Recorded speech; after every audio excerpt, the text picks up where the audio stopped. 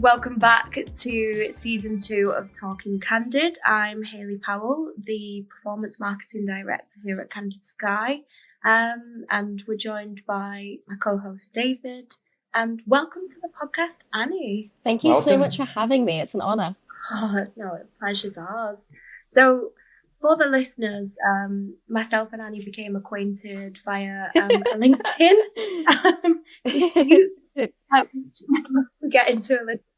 But yeah, I think it's always funny how you meet people and how you kind of end up, collaborating. So yeah, really appreciate you coming on board. Thank you for inviting me. And yeah, I would have liked to have met under maybe different circumstances. But So Annie, do you want to tell us a little bit about yourself and who you are and what you do? Yeah, sure. So I'm Annie May, and I'm the founder of Girl Power Marketing. And I'm kind of going to give my usual spiel here. So if anyone has heard this story before, I do apologize. But basically, I'm going to start from the beginning and try and give like a quick overview of my life and how I kind of got here. But I always thought I'd go to university and I always thought I'd go to college and, genuinely thought that my life was made out for me. I thought I'd work in politics because I was a keyboard warrior, and I guess it's something that I've also not grown out of. And so, yeah, I, went through school and I got to college, but I was unfortunately going through some mental health issues at the time. And I actually got diagnosed with anorexia. And we kind of made the decision, me and my family, that based on kind of how severe it was, that I would actually drop out of college to really focus on staying out of hospital. And I'm not going to lie, I kind of rotted in bed for a couple of years. I genuinely didn't know what to do with my life. I knew that I needed to get better, but when you're at school and college, all they focus on is university. And if you don't go to university, then you do an apprenticeship. And if you don't do either of those things, no one really cares about you and there's no real plan. They don't really talk about what happens on that kind of third path that a lot of people do actually take.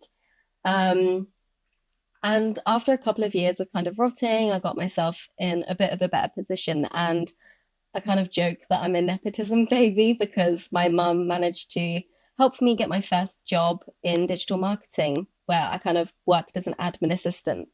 And I worked my way up over the years and discovered that I really loved doing social media because it was that classic job of you have a job title, but you do about 10 other things at the same time. So I was juggling a lot of plates and realized that I really liked social media and I actually had quite a knack for it. And then lockdown happened, which was just another thing where it's just another setback and I didn't really know what to do again because I was feeling a little bit lost. And I thought that I would start a little community. And I wish I could remember what inspired me to do this, but I was just sat down at my laptop one day and I was like, I'm going to start an Instagram account, and Girl Power Marketing came to mind. And I just thought, I want to show people and myself that you didn't need a degree to get into marketing. And that was back in 2020. And it grew the Instagram page to 1,000 followers in a month. And that's when I realized that I'm not alone. And a lot of people are on a similar journey or can relate. And I never really looked back. And yeah, I've been running GPM now for about 4 years, officially launching as a proper adult business last year. And I can't really believe what it's turned into. Yeah, I mean, it's absolutely amazing, isn't it? The community that you've built. But I think what it does show is that people are always searching for a sense of community and someone to share stories, to really feel heard. And I think it's amazing that you've created a community that actually does that. So what would you say that the strategies that have been instrumental in building this community? If I'm honest, I think Girl Power Marketing kind of went stagnant for a while and I didn't really understand why that was. And that was, I would say, about a year and a half, 2 years ago. And I'm quite an introverted person. So when I first started Girl Power Marketing, I kind of kept myself hidden and I didn't really put a lot of myself into it. I didn't really connect with my audience. And no one really knew who was behind it. It was just a faceless account. Um, and so I decided that I needed to put myself out there a bit more. And I started building my personal brand on LinkedIn. I started making more video content. And the more that I started showing up for people, the more that they kind of started showing up for me too. And I think that has been absolutely instrumental in growing my community because before, yeah, they could relate to one part of my story, but they didn't know, again, like I said, who I was, what I was about, what my mission was. And now they really have something to connect to and kind of relate to. And I think that's been the most important thing so far is people finding that relatability in me and then feeling empowered to just take their career wherever they feel. Yeah, I absolutely love that. I think you've done incredible work, and I'm really excited to see what the next step is for Girl Power Marketing. Just out of curiosity, how far do you plan on taking the platform? What's next for Oh, you? so it's so exciting because well, I think we all have this habit, but I have so many ideas that it's really hard to stick one down and focus on that to do and then go on to the rest of them. But I think eventually I want Girl Power Marketing to be the foot in the door that I had for other people. Like I said, I had and I recognize the privilege that I had with my mum getting me my first job and my brother ended up being my first client. So without my family and without my friends really backing me, because my friends were constantly sharing my posts. They were constantly advocating for me, even though they didn't have to. And without them, I don't think I would be where I am today. And I'm a big believer in it's not necessarily what you know, it's who you know, because you can always learn stuff as you go along and learn stuff later. And I really just want to be that chance for people and to really, like I said, yeah, give people a foot in the door, the same that I had. So I'm really hoping that I can build Girl Power Marketing into a proper educational hub where people can listen to different mentors that have, got so many different journeys where, everyone feels seen and heard and they have someone to relate to, but also an educational hub where people can do free courses, they can access education, they can get access to the help that they need and advice that they need in order to either start their career or progress in their career. Amazing. I think, when people go to school and then they go to college or sixth form, you are pushed into a pathway of university. And there's so many people out there that are really unsure of what they want the next steps to be. It just seems to be that you take on this, a lot of debt, for an 18-year-old to have this education. And a lot of people, if you ask them why, it's because it's the done thing, other than it being the people can't answer. So what advice would you give for people who aren't necessarily sure if university is the right path for them? I think firstly, just don't panic. It's okay. If you want to go to uni because you want to go for the experience, I'm a big believer in that too, because I think often when I talk about not going to university, people think that I'm absolutely saying like, oh, you shouldn't go to university, it's a waste of time. But it's not. I think you can learn so many different skills that are transferable, not just from your degree, but the experience that you have there, especially from talking to my friends and peers alike. Like, university definitely isn't a waste of time, but don't put so much pressure on yourself to Yeah. know exactly what you want to do at 18 years old, because when you really think about it, 18 is so young. Like I'm 26, so So the difference in who I am now, even to when I was 18, is just astronomical. And I think that pressure that you put on yourself can really be detrimental to and kind of hazes your perception of what you want to achieve. So it's such wishy-washy advice, but try and go with the flow. And if you want to go to university, great. It's okay to do whatever degree you fancy because you get transferable skills regardless of what you do. And if you don't go to university, then I'd really work on advocating for yourself, especially if you are a self-identified introvert or you're a bit more quiet than other people, it doesn't mean that you can't take up space. You just need to learn how to take up space in a way that's comfortable and meaningful to you. And I'd also recommend to spend your time doing some free courses in what you're interested in and really honing in on skills that you think are going to be beneficial in the workplace. So, if you wanted to work in social media, for example, then I would really look at trying to volunteer for charities and help out with them and get some really hands-on experience. Because I think sometimes it's also easy to think that social media management is one thing, and then when you get your first job, you expect to do social media management, but unfortunately, you do end up doing, in a lot of cases, about 10 other jobs. And just to Yeah. stay Oh, yeah. resilient because this industry is tough and, life is tough. And I think you've got to learn to appreciate the good, but also really love the bad stuff that comes with it. Because if you can do that, you will be unstoppable. Yeah, no, I couldn't agree more with you there. And I think it's really powerful what you've mentioned about not being afraid to take up Mm, space and taking the time to understand like what that looks like to you, because it is completely different for mm, everybody. I think there is there is a fear, isn't there, of being yourself and kind of taking the steps to put yourself out there, whether that be, like posting and like building up a personal brand on LinkedIn, or whether that be, following your dreams. I think there's always that initial fear, but I think girl power marketing is absolutely an example of taking up space in the right way and being authentic to yourself. So, it's really great thank to you. see. One thing that I did see that you'd posted about recently was somebody had taken a social media manager had taken one of your posts and just verbatim copied.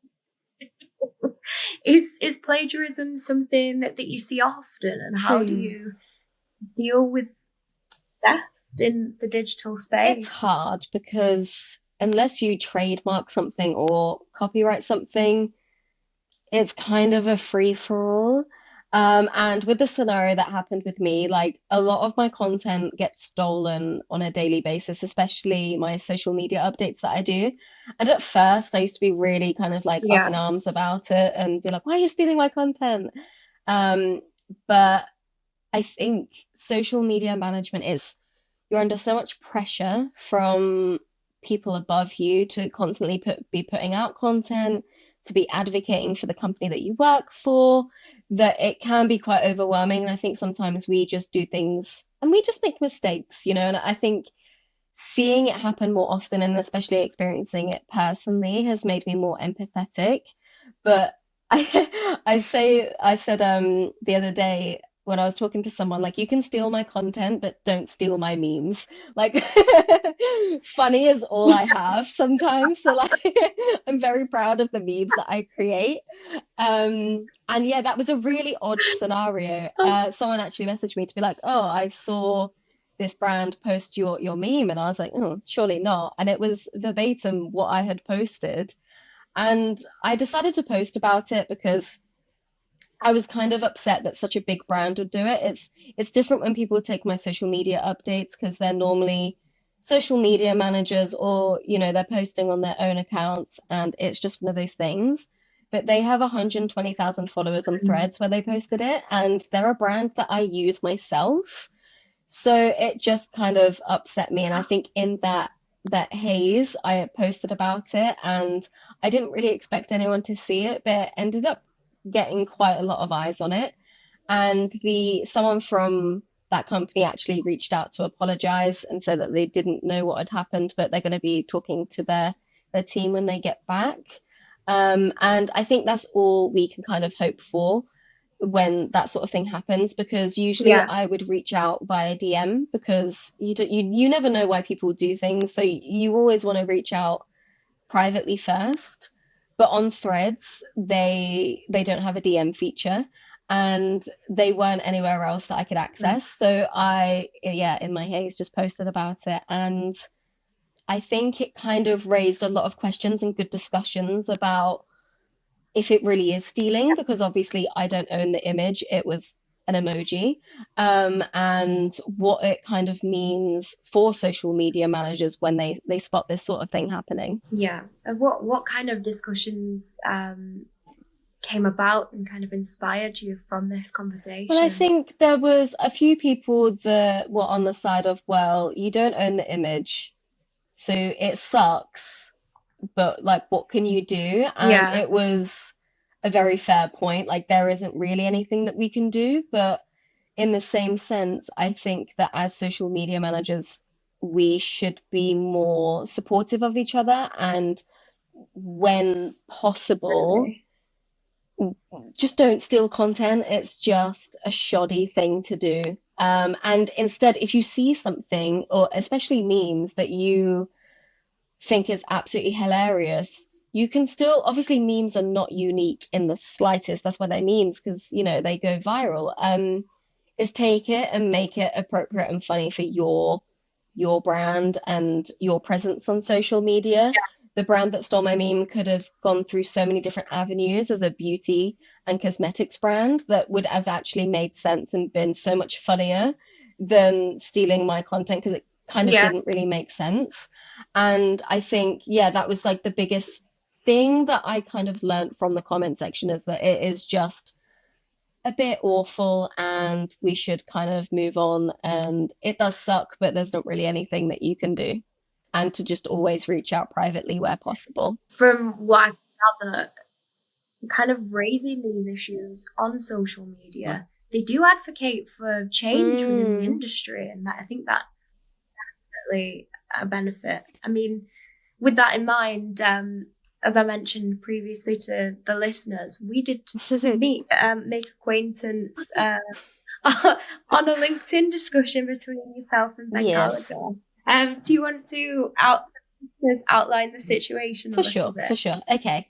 So Ben Gallagher posted about needing some April Fool's content for his brand and done a whole long post about it and essentially had said that used as one of the main points of for picking the person that he ended up going with was because they decided to work for free and in the same post decided to kind of diminish the work of the other people that applied by saying that they charge between 60 to 250 pounds and he can't even remember their designs, which I thought was a bit harsh and just really unnecessary to say. And I also forgot to say that he started off his post saying that he shouted that sex sells at his social media girl, and there's a whole bunch wrong with that. Oh, But, that was that. I had said my piece. And then he decided to double down, which is fair. He done another post about it, which I didn't actually see, but other people had kind of messaged me to be like, he's done a poll, he's doubled down on it. Again, I'm all for doubling down opinions. I think sometimes you feel like you've got something to yeah. prove, and especially when you've got a platform and your platform is growing, you need to be able to kind of say your opinion and really stick with it. But then he posted about it again for a third time, and then he posted about it again in his newsletter, and then he posted about it on TikTok. And when I saw the TikTok video, it was the classic hook of I almost got cancelled on LinkedIn. And I just thought, you know what? I'm gonna talk about it. I'm gonna talk about it one last time too, because if you're gonna talk about it 5 times, I would like to just form for my opinion as well. And I didn't shy away. I tagged him because I did want him to see it. I wasn't trying to slight him or anything like that. I just wanted him to see that it's okay to work for free and it's okay to not work for free. I think my issue with the entire scenario is that when you have a platform, regardless of whether you refer to yourself as an influencer or not, you do have great influence on people. And when you perpetuate the idea that you should work for free in order to get ahead of your competitors or, to actually get jobs, it can be really damaging to the wider community because if you work for free, you are either in a really privileged position where you've got a roof over your head or someone else helping out with bills, or, you've got a successful business that you can afford to take on some free work. or it's pure necessity and you don't have a choice and you're taking on this free work because you need that chance of getting some paid work. There's no real in between with it. Mhm. And Ben obviously commented and asked if I would have a phone call with him at 6 p.m. that evening. Yeah. So, and I'm again, this won't be shocking to anyone, but I'm a big believer in having like work-life balance, and especially as someone that's like a new business owner, I really try not to work in the evenings, Mhm. and I really try and work in the daytime because, again, a lot of people think that when you start a business that you'll work like early hours of the morning and then like the rest of your day is free, or you'll work here, there, and everywhere. But I really quite like the 8 to 4, 9 to 5 format, so that's kind of what I stick to because it sets boundaries for myself. So I politely said that, and I said when I was free because I had a really busy week coming up. And again, it's like an introvert and an anxious girl. Like I have to kind of pick when I do things. If I know that I've got 3 events on one week, I know that I can't really take on anymore and give my full effort to that person or that event. And he just I know sent what you back a mean. laughing emoji and then went on to say, why would he waste his time talking to me during the day when he has a business to run? And that's kind of where we left it. And I still am open to having a phone call with him. It's just I can't bring myself to do it in the evening because it's just not what I stand for. And I would absolutely give him the time of day during the day. It's just, yeah, it kind of blew up into something that I wasn't really expecting. Yeah, I mean that makes sense. I think obviously it's very important that you make those boundaries Mm, yourself as well. Doing while it might sound easy for someone else, doing a call at 6 p.m., 7 p.m., or even in the evenings is can be a very destructive thing to do in your mm, routine. You have set aside that time for personal things, and I just think that type of response is quite unreasonable that he had. And I think I'm always on the side of have a fair mm. argument and do it, when both of you can agree to do it. So that's yeah, it's quite shocking. Yeah, I thought it was just kind of ironic that he only wanted to talk to me on his time and expected me to use my free time to talk to him about it because like I said to him, I don't necessarily disagree with him at all. It's just I don't think you should use your platform to perpetuate that idea. So really the conversation would be like 5 minutes long of, that's a bit awkward, isn't it? Like we kind of agree with each other. It's just, yeah, it's as I have grown, because my LinkedIn account has grown to nearly 70,000 followers over the last year, something I've really been getting used to is having that responsibility and having that influence. And I used to shy away from the fact that, oh, well, I don't have influence because I'm only a marketer on LinkedIn. Like it doesn't really impact anyone, but used to how many people you influence just in your daily life, let alone when you have an audience. And yeah, that was just I just think we need to unfortunately be more mindful. No, it's not even unfortunate. It's just you need to be more mindful and be appreciative of the people that follow you, of the people that advocate for you, and to not perpetuate such damaging kind of ideas. And then to say that you almost got cancelled, which is just not true because people still love him. People like still really advocate for him. It's not one of those outlandish opinions or things that he's done that has ruined his business. It's just you've just got to be better. And I'm doing that every day. It's not something that I'm definitely not perfect. And I try to make it clear that I don't do those sorts of posts to put myself on a pedestal or to say that I'm the most perfect person in the world. It's just that my audience call me out if I say or do something shitty or, oh, sorry for swearing. If I say or do something awful, they will call me out, and it's our job to listen to them and to be educated by them because without them, neither of us would have a business and neither of us would have the platform that we have. Yeah, no, that's so true, and something that I was discussing yesterday was that as like a business owner, you can get so bogged down in the metrics. You can be like, I've got X amount of followers, X amount of impressions. But in reality, those are real people that you're reaching. And it's so easy to kind of depersonalize that entirely because you're just focusing on the numbers instead of the human elements of it. And I think that that's something that people need to hold themselves accountable for, definitely. So what do you do to kind of hold yourself accountable with your large audience? I try to just listen to them, educate myself on the things that they do call me out for.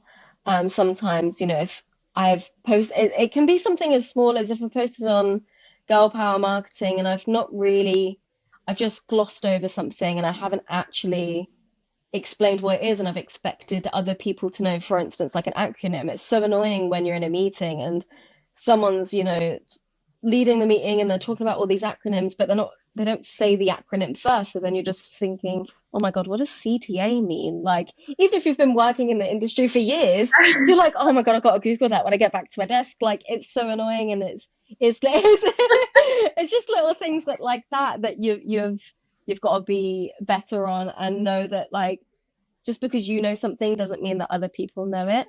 And it's really just it's a lot of self-reflection as well. So I had a comment on my post about Ben Gallagher saying that I had made my following from calling people out. And I'm going to set the record straight.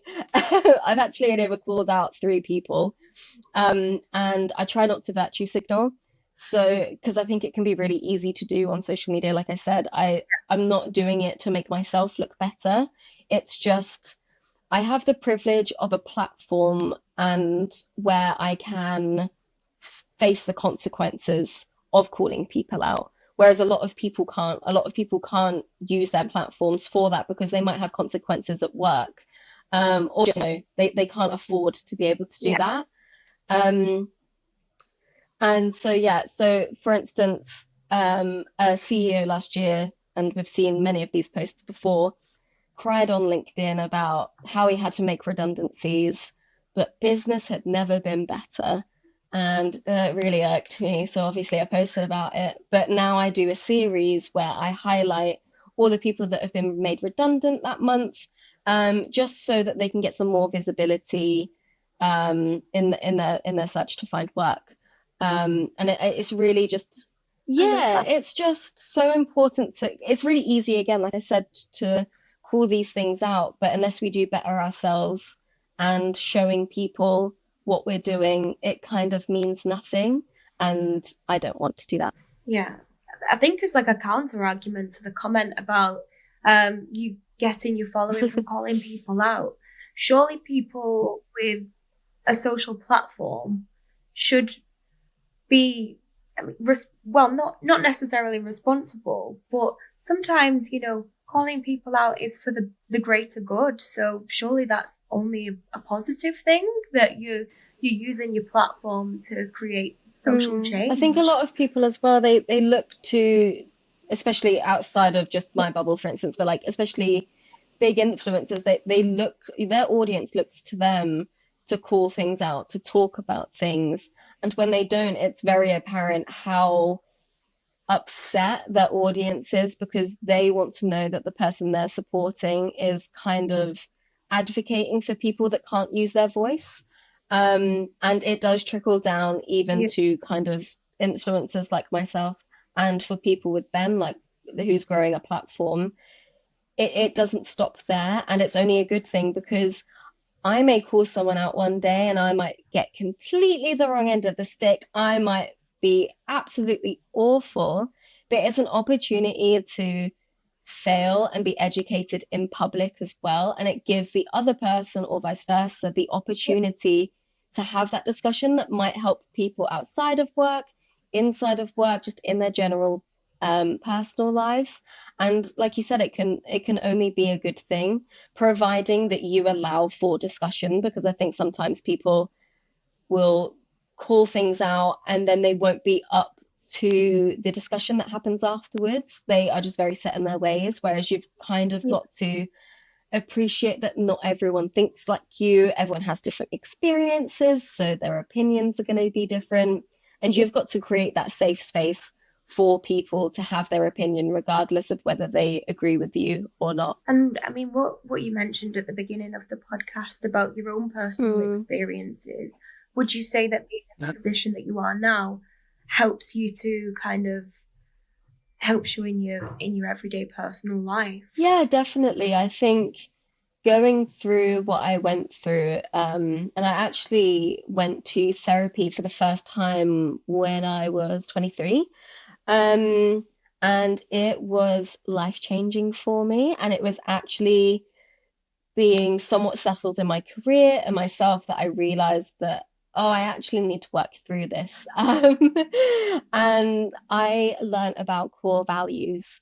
And I realized, like, because I was one of those people that really aspired to do great things, and I still do, but I looked at it from a finance point of view and a money point of view, and I compared myself with other people my age or people a bit older than me and just was like, well, I make okay money. Like, why don't I feel happy? And every time I'd get a pay rise, I'd just be like, this is good. Like, obviously, again, very privileged position, but like, why is this not making me happy? Because it's just all you really hear anyone talking about.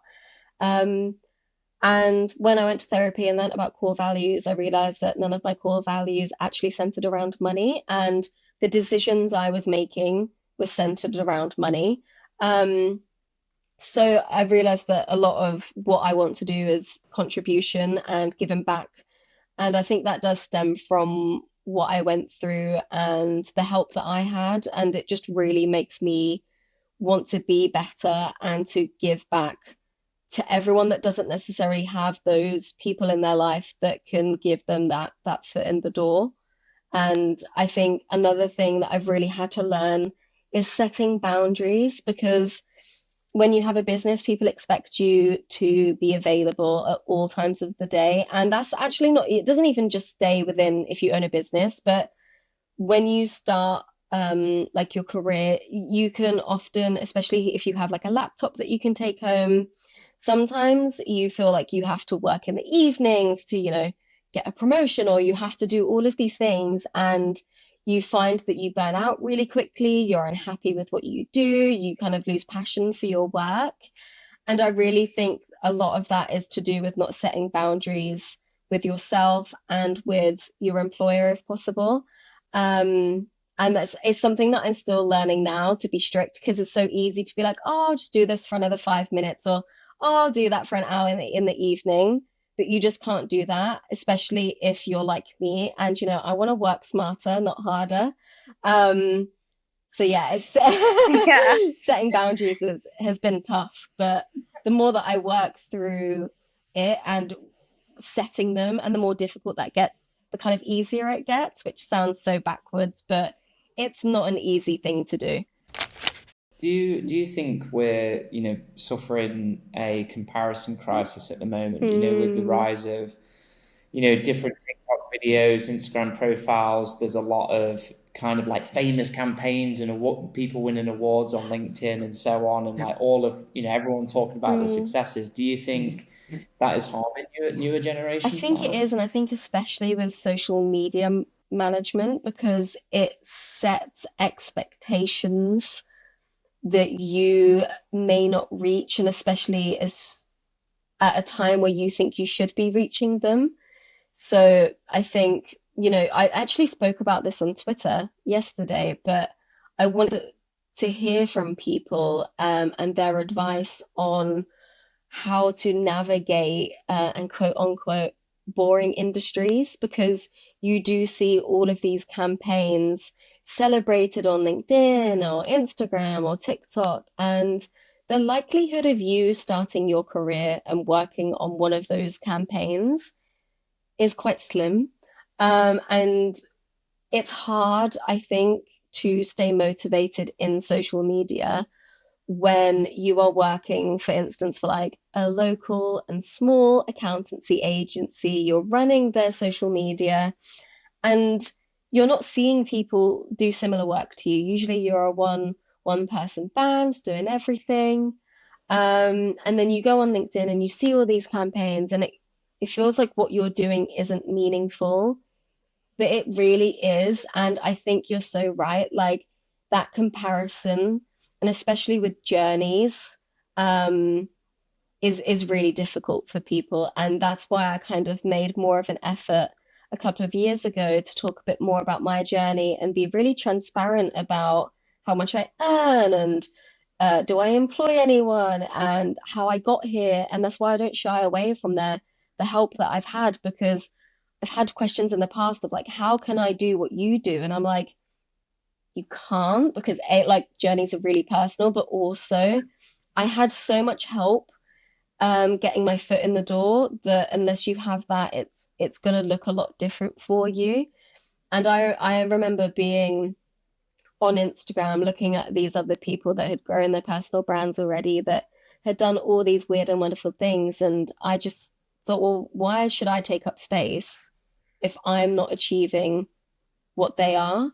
And I know this is going to be easy for me to say as someone with a platform, but you do not need a platform to make an impact or to work on these incredible campaigns. You Yeah. do not, and I don't know if this is a controversial opinion, but I really don't think you need a personal brand to be able to do those things either.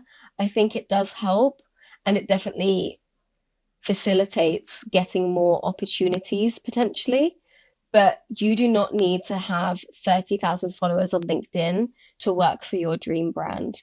And I think it can be really easy to get into that mindset of, you know, burning yourself out trying to build something rather than really appreciating and honing in on the work that you're doing where you're at now. And I think it's really important to kind of meet yourself where you're at and appreciate that what you're doing now is so much more meaningful than you actually realize. Yeah, I think that's, I mean, that's especially true because I think a lot of people within the marketing industry now do put that pressure on Mm, themselves about, needing to post on LinkedIn every single day, come up with video mm, content, post on Instagram, build a personal brand, and then all of a sudden they'll get this giant opportunity to work with a huge brand. And I think there is a very evident pressure in the public and on LinkedIn and within the community that if you're not doing that, then what are you mm, doing? And I think you're absolutely right in the sense of you don't, not everyone can have a personal brand. Not everyone's going to be successful in building a personal brand. That's just the way the world works.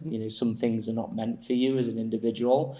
And I mm, think people need to stop putting so much pressure on themselves to build something because you can still have the opportunities that you desire without doing something so extreme like dedicating yourself to building up this big community mm. aspect, I guess. So that I think, that really resonates with me, I think.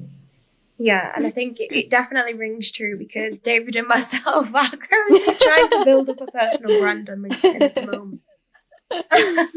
And so one thing that I really struggle with that I've talked quite openly about is imposter Mm, syndrome. And I think sometimes that can hold people back because it prevents you from even taking mm, risks. And you can go, who am I? I'm nobody. Like it doesn't matter like what my job title is or like I can't believe I'm in this position. And I think that's something that behind the scenes a lot of people are battling with, and it kind of prevents risks from being mm, taken, and it does funnel you down the comparison route where you're very focused on I'm not them, I want to be like them, like I'm nothing. You kind of almost like apply your self-worth a little bit to these mm, metrics when yeah really it's about I guess what we've been talking about is like it's the value, it's your values, and it's how you choose to treat others and what you choose to do with your time. That's what mm. really makes you who you are. And I think it's really easy to isolate how you're feeling to just yourself. Um, I've mentioned earlier that I really struggle with anxiety and I am a self-proclaimed introvert, which I think has been quite detrimental in the sense that I always looked at being a bit more shy and a bit more introverted as being a negative thing when actually it's not at all. Um, and I think the more people that I meet, especially if I'm at an event or I'm doing talks myself, is that even the people that are the loudest in the room or the most extroverted or the most confident really struggle with imposter syndrome, or they do have confidence issues when they're trying to do a presentation. It's not just unique to us. And I think that's a really beautiful thing to know, because and I wish that people that were more confident and they are more extroverted would use their platforms to talk about this, because like I said, people that I've met that I really admire and they're so confident and amazing and they're just like, yeah, I'm absolutely bricking it. And in that instant, all of my worries go away, because I'm like, well, if you're worried and I'm worried, like this is a really normal thing, and like we should be able to embrace that. And yeah, I wish more people knew that it's just not unique to us. Imposter syndrome, being nervous about things like doing a talk or presenting at work or talking at an event, they're really actually quite scary things. And just because they're normalized and we see these highlight reels on LinkedIn doesn't mean that that person was actually feeling great or, wasn't feeling like they were going to throw up beforehand. Sometimes it's just nice to like sit in the mud with someone as Yeah. well. I think there's definitely situations where, like, so obviously me and Haley, attend pitches and do proposals and things like that. So we're going into these meetings with these like big CFOs and CEOs, and it can be really scary.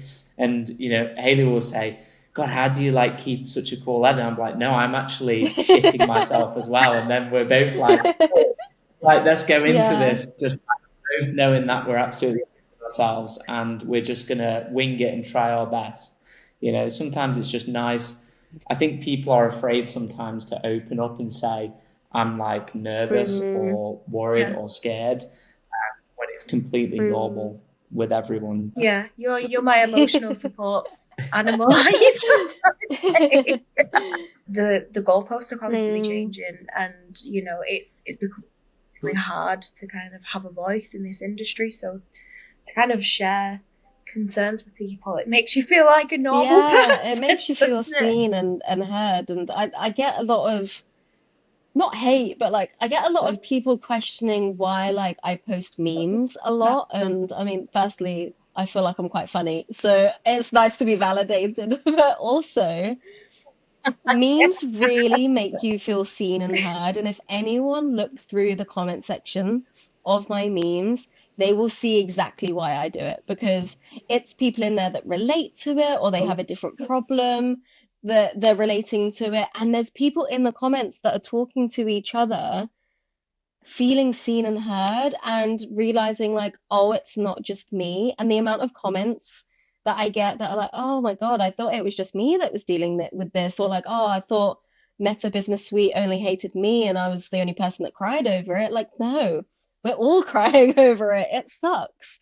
Um, it can be a really good way to gauge what your audience's pain points are and really connect with them on a much deeper level. It's not just posting a meme.